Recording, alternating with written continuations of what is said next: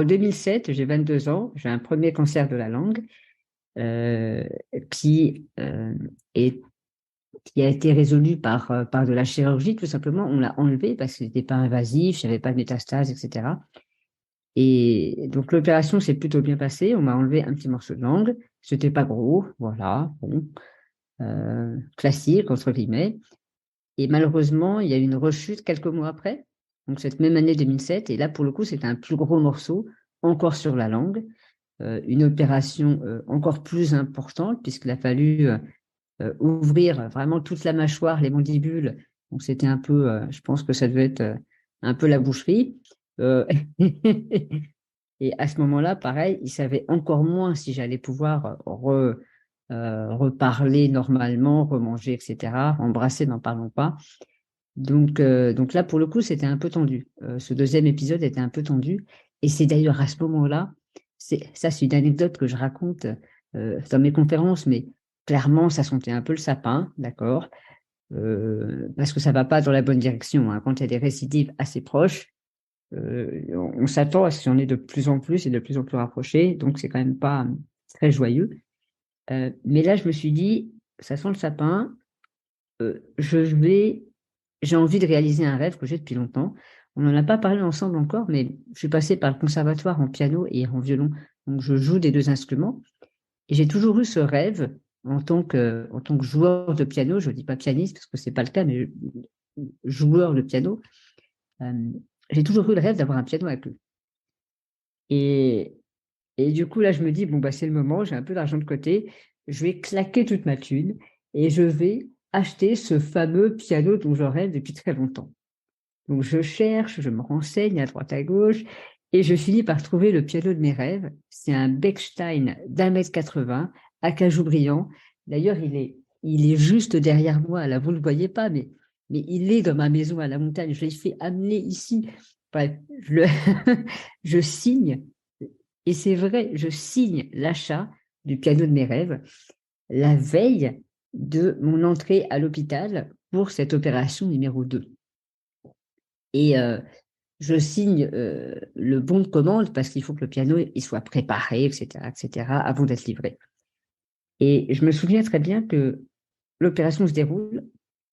Après l'opération, je suis vraiment comme un con, si tu veux, sur mon lit d'hôpital parce que j'ai une trachéotomie, euh, c'est-à-dire que je respire pas par la bouche, mais je respire par la gorge. Il y a un tube qui est là. Je peux pas m'alimenter normalement, je peux pas parler, évidemment. Il y a tout un tas de choses que je peux absolument pas faire. Et donc, il y a des moments où je me demande, mais qu'est-ce que je fous là, en fait? Pourquoi est-ce que je continuerai à me battre? Pourquoi est-ce que je continuerai à avoir envie d'aller de l'avant? Parce que, enfin, tu vois, pourquoi, en fait? Le fameux sens de l'existence. Et je me pose vraiment cette question, mais pourquoi?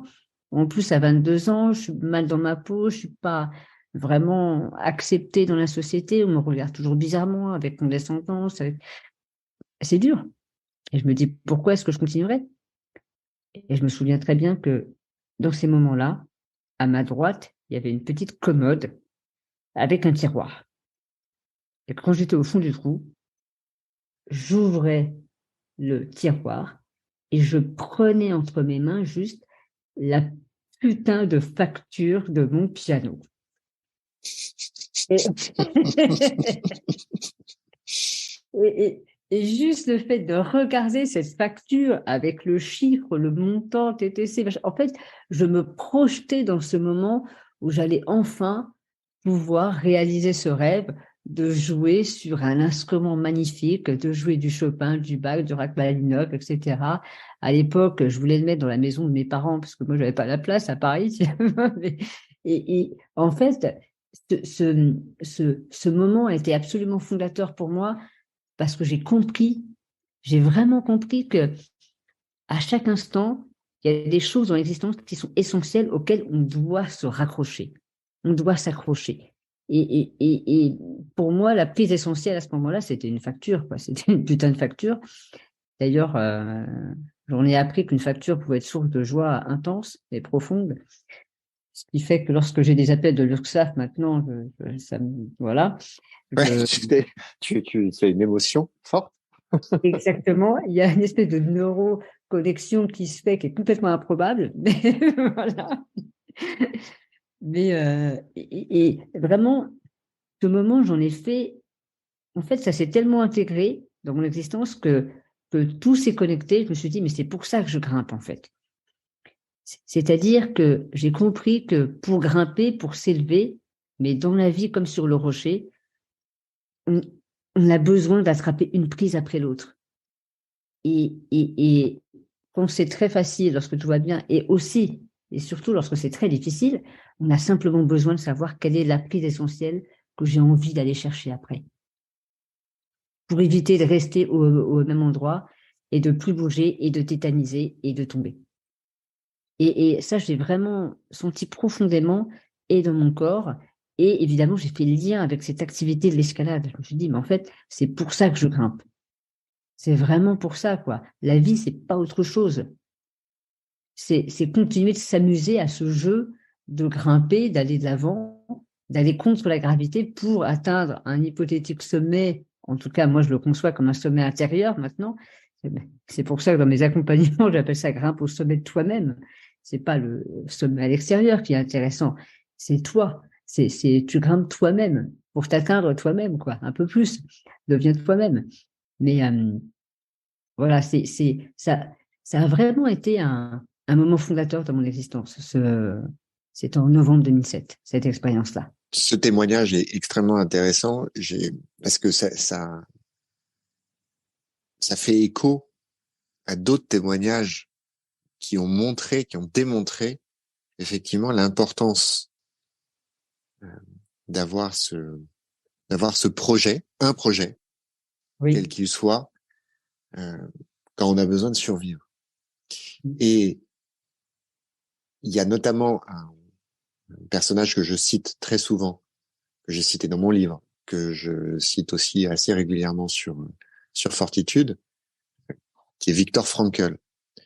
Bien Viktor sûr. Frankl, donc qui est ce psychiatre autrichien qui a survécu, qui est un rescapé des camps de concentration et qui notamment explique dans son livre majeur, qui est Man's Search for Meaning, qui est en deux parties. La première partie, c'est le récit de son passage dans les camps, et ensuite la deuxième partie, c'est l'explication de la logothérapie, qui est cette thérapie par le sens qu'il a développée.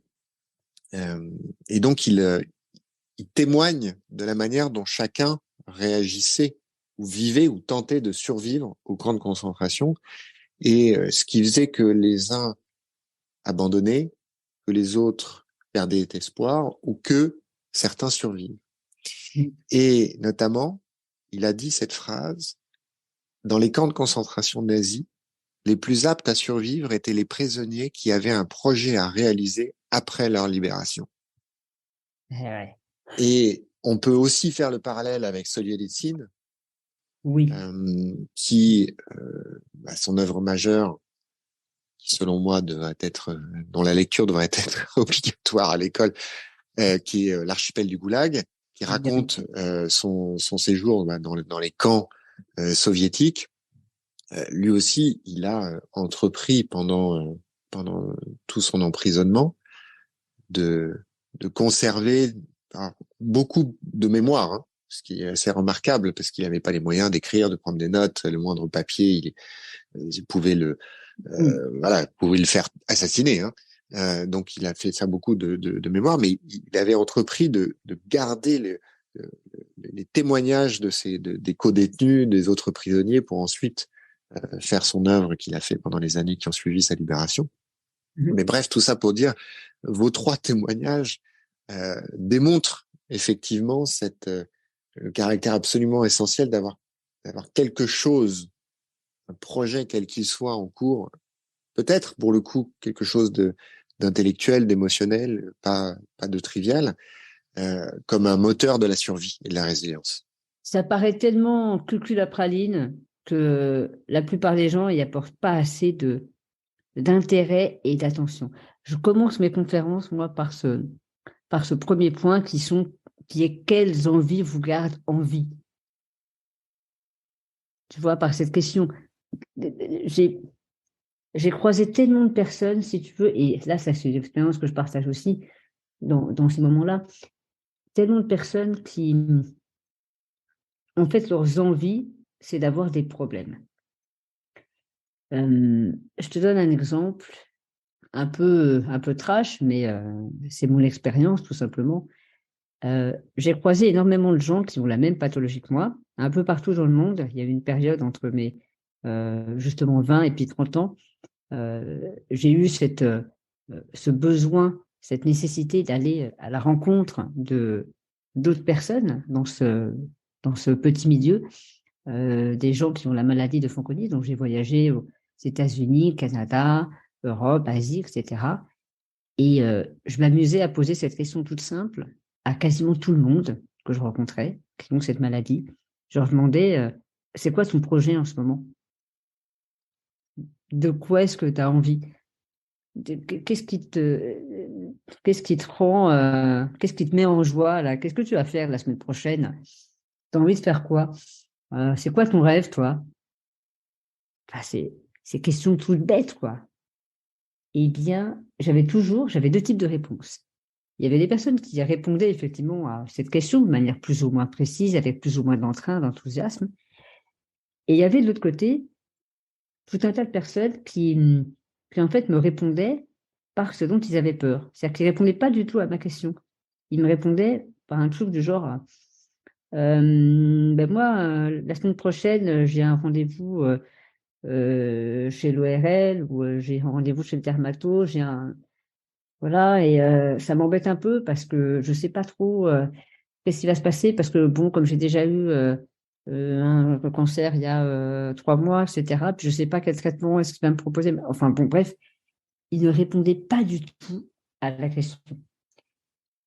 Et c'est très simple. Le constat que j'ai fait, c'est que 100% des personnes qui répondaient à ma question de c'est quoi ton envie, qui me répondaient par en fait de la peur et par ce dont ils avaient peur, ils sont tous décédés aujourd'hui. Ils sont tous décédés, 100%.